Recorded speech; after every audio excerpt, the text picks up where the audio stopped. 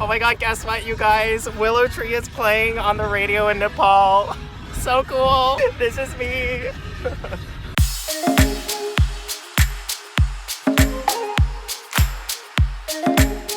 Hey everyone, it's Rosendale. Hope you're all doing well. Today I wanted to share with you guys my experience in Nepal. I was recently in Kathmandu for about a week. I was there attending a wedding ceremony with my boyfriend. We stayed at the bride's house, so thank you so much to Eureka, Mamu, and Ba for all of your hospitality. We went to some beautiful temples, we ate some delicious food, and we got to experience what a Nepali wedding is like. Life in Nepal is very different than life here in New York City and San Francisco, which is where I'm from.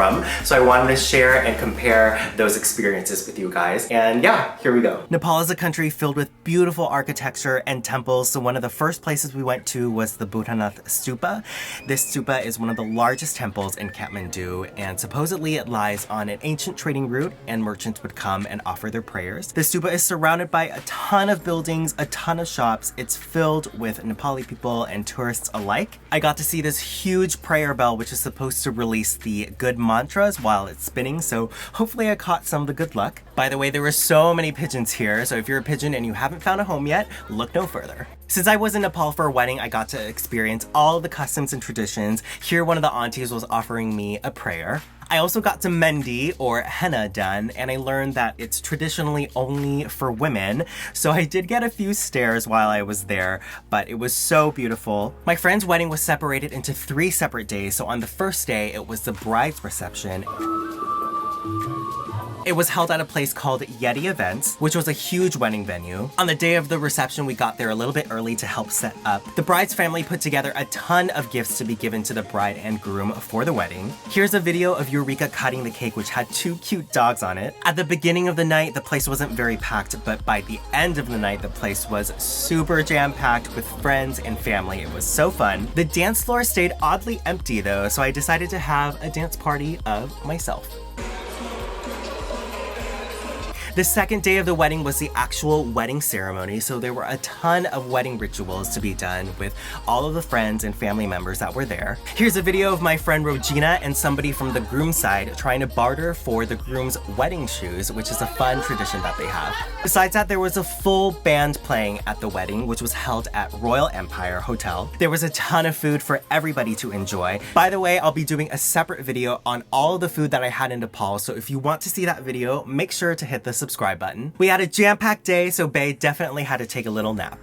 The third day of the wedding was at Yak Palace, and it was the groom's reception, and there, all the gifts were given to the bride and the groom. I was the one that put all the ribbons onto the gift tray, so let me know if I did a good job.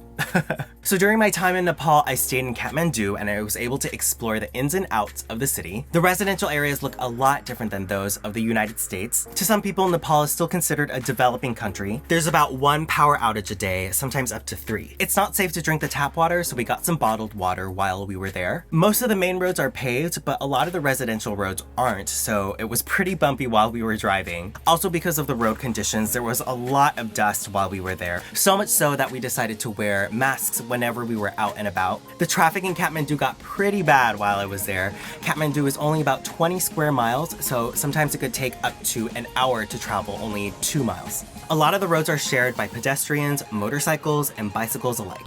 Some of the residential roads were so narrow and so fun to walk through. I felt like I was walking through a mystical labyrinth of sorts. The shopping in Kathmandu is like no other. I went to Vishal Bazaar, which is kind of like a department store, and they specialize in accessories, clothing, and a lot of fake brands. Here you can buy a fake Rolex or a fake Gucci handbag for really cheap. A lot of the main streets of Kathmandu have a ton of clothing stores, grocery stores, and places for you to find a place to eat. My favorite was this one lonely little vendor selling a ton of balloons. Other places were oddly abandoned. This was the 5th floor of a department store in downtown Kathmandu, and I was probably one of 4 people on this level. Some other places like ND's Cafe were only accessible through a narrow alleyway, but were much more bustling. Before I end this video, I just wanted to share this shot of some stray dogs lying in front of this post office, and I thought it was so cute of them just lying there. Overall, I was really grateful I was able to experience what life is like in Nepal, and it did remind me of a lot of the basic necessities necessities that a lot of Americans take for granted, like clean running water, you know, less polluted air. It was so wonderful to go to a country where most of the people are very welcoming, very hospitable, and I was really grateful to be a part of their customs. I hope you guys enjoyed this video. If you like what you saw, please make sure to like, comment, and subscribe, and I will see you in the next video. Bye.